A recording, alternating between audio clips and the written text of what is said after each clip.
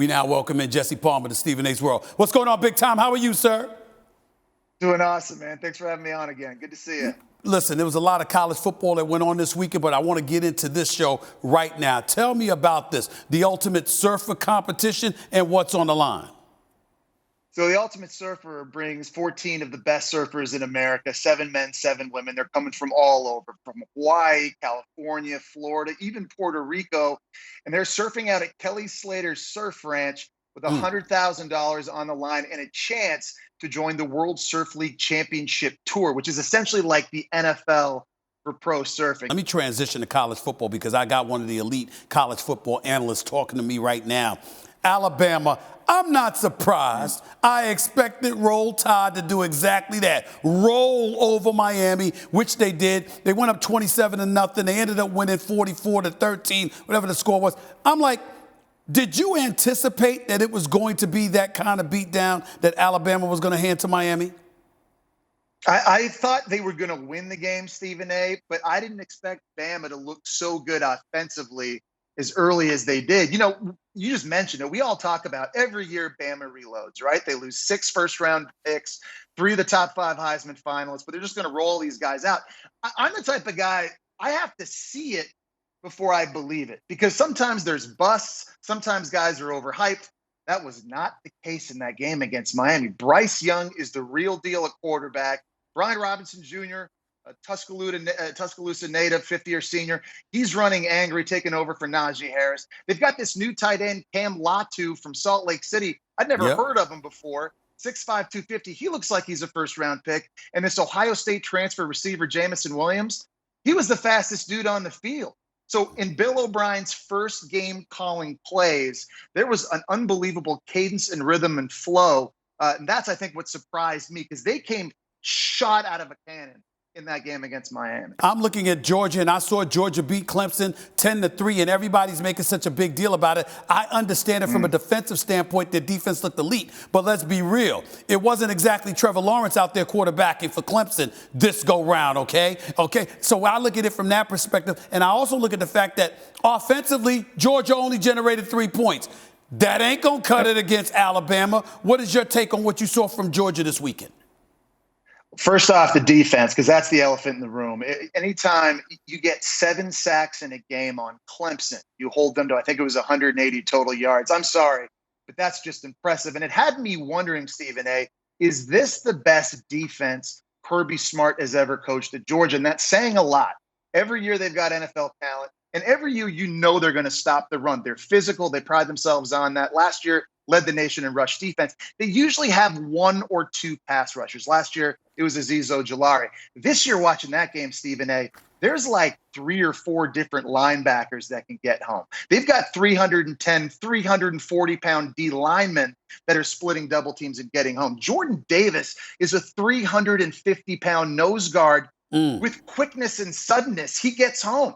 So this is a unique special defense. They're back in. They brought in a bunch of transfers. They look terrific.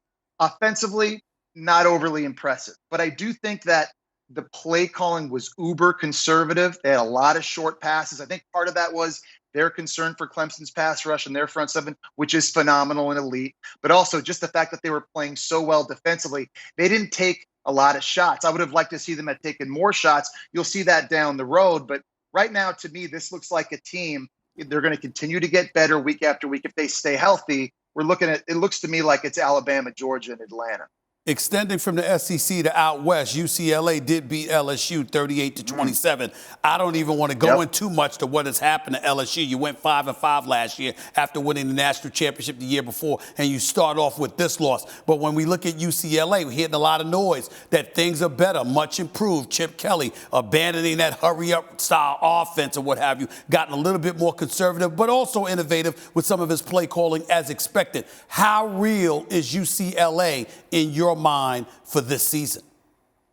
I think UCLA is for real. And I think they're a team that has a shot to win the Pac-12 and maybe get into a college football playoff. But to me, it starts at quarterback. Dorian Thompson-Robinson, now in his 4th year in Chip Kelly's system, is a far cry from what we saw 3 seasons ago. He's extremely talented, but he's not the same wide-eyed freshman who's just relying on his athleticism to make good things happen. This guy is in command of Chip Kelly's offense. He's in control. He's smart. He watches film, and that translates on game day. You can see it when he's going through his progressions. He's going to the right place with the football. They've got an excellent running game. Britton Brown, the Michigan transfer, Zach Charbonnet, big physical running back, has looked outstanding for the first 2 weeks. I think UCLA has the best tight end in college football. There's a guy, remember the name Greg Dulcich, 6'4", 245, extremely athletic. Chip does a good job moving him around, putting him in spots to take advantage of his athleticism. And the defense is aggressive. It's a blitzathon. They're multiple. They try to confuse you.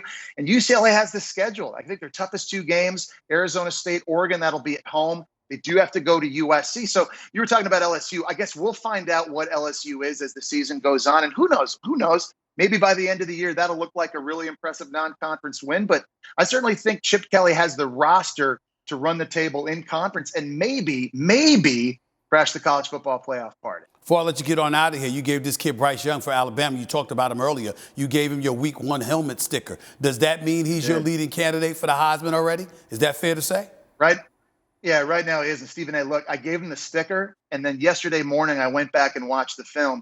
He actually played better than I thought. Wow. Obviously, we saw all the athleticism and the accuracy, why this guy was the #1 quarterback coming out of high school. That was very apparent. Not a very big dude. He's 5'11", maybe 195 pounds, but the poise under duress. And what I love, Stephen A., was just the quick decision-making. He was decisive in his first start, whether it was checking the football down if it wasn't open downfield, whether it was throwing the ball away. When they were blitzing him, he knew where his answers were, and he was getting to it so quickly. I was just amazed where this kid was in his first start against a defensive scheme, mind you, in Miami with Manny Diaz that is very, very exotic and very confusing. He was actually, I should have given him 2 helmets.